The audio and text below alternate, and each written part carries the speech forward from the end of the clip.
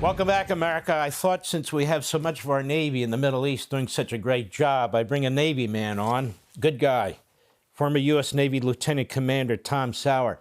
Well, Tom, how's our Navy doing right now? Hey, thanks for having me, Mark. And you know what? I think it's going pretty well. Last I checked, there isn't hardly anything left of the Iranian Navy, and what's left of the IRGC Navy is they're hiding, and what few remnants of them are being taken out by our drones, and now, as we've heard most recently, by A-10 Warthogs. So it's pretty impressive. A lot of folks out there, they love, and you talked about this in the previous segment, about how the press is doing everything they can to make this look like it's some sort of a quagmire defeat. First off, we're barely 3 weeks into this.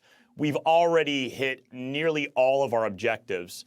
And, a lot of folks in the press don't want to talk about it. So, for example, we have 5 really clear, and this is putting out from the Pentagon. They'll tell you there are 5 very clear objectives in Operation Epic Fury, right? And that is, eliminating Iran's ballistic missile threat, destroying their naval capability, dismantling their missile and drone production infrastructure, preventing Iran from obtaining a nuclear weapon, and degrading their ability to threaten the U.S. and its partners.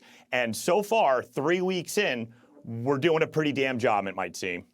Let me ask you this. You see what's left of Iran, and they're desperate. Their backs are against the wall, so they're firing off their ballistic missiles everywhere they can, and they're firing off even weapons that are considered illegal weapons as weapons of war, like they care about that. That's a terrorist regime. Right. Can you imagine if this regime, given their conduct right now and their conduct over the last 47 years, if they had these ICBMs that could reach the United States with nuclear warheads or chemical or biological warheads, you think they would use them?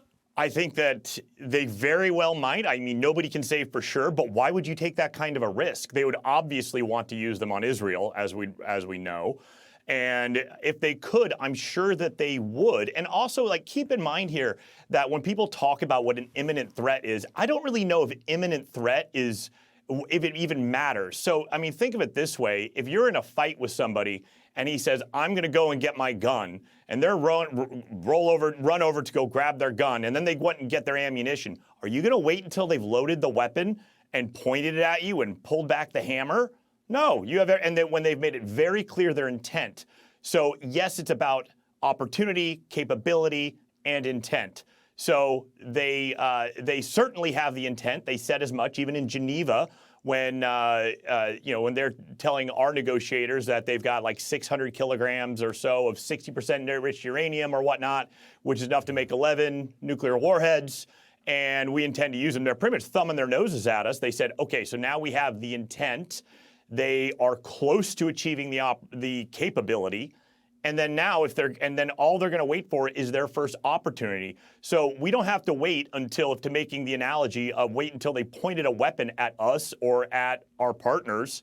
We don't have to wait until we've got a warhead or a missile on a launch pad. We already know they have every intention. They're already degraded. They were already down after Midnight Hammer. It makes all the sense in the world for us to hit them now, because they're not going to stop. And thing is, if you put yourself, one thing I learned in the military is a thing called tactical empathy, right? And that doesn't mean sympathy, but it's empathy. Put yourself in the enemy's shoes. What do you think they would do?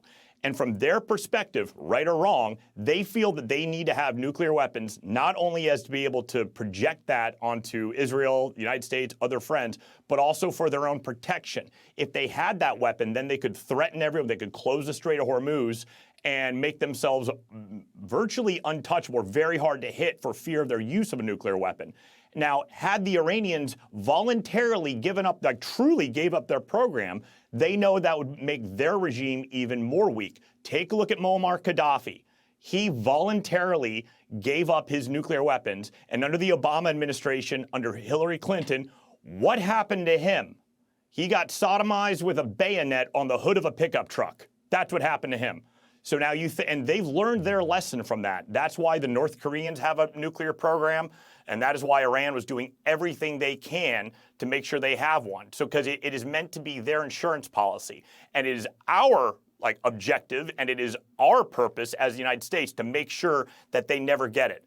So the timing was good. It had to happen. Obviously, we know because Secretary of State Rubio announced that, hey, the Israelis are going anyway, but this is the time to do it. Very, very well put. When we come back, I want to focus more on this imminent threat. Since when is that phrase even a phrase that matters? You can make a lot of phrases that sound like imminent threat. I have a number of them I can discuss right now. Isn't really the bottom line is the president looks at the situation. He has more information than anybody else. He's Article 2, the commander-in-chief. He's got the information, not some senator or congressman or podcaster or some third-level guy who's been leaking to the media. The president has it all, and he has to make this decision, whether to take preemptive action or to wait to get hit. Click here to subscribe to the Fox News YouTube page to catch our hottest interviews and most compelling analysis. You won't get it anywhere else.